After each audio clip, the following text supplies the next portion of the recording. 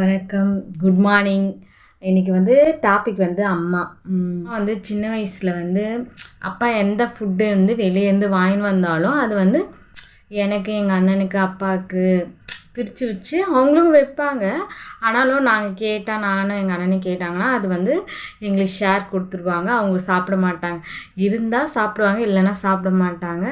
அப்போ எனக்கு தெரியாது ஏன் அம்மா ஏன் சாப்பிட மாட்டுறாங்க அப்படின்னு எனக்கு தெரியாது. எல்லா விஷயமே நான் சாப்பிட்றோம் அதெல்லாம் எனக்கு தெரியாது. ஆனால் இப்போ எனக்கு ஒரு பேபி பிறந்து நானும் எங்கள் வீட்டுக்காருக்கு என் பிள்ளைக்கு எடுத்து அவங்களுக்கு மிச்சம் இருந்தால் தான் நான் சாப்பிட மாதிரி தான் அது தெரியுது.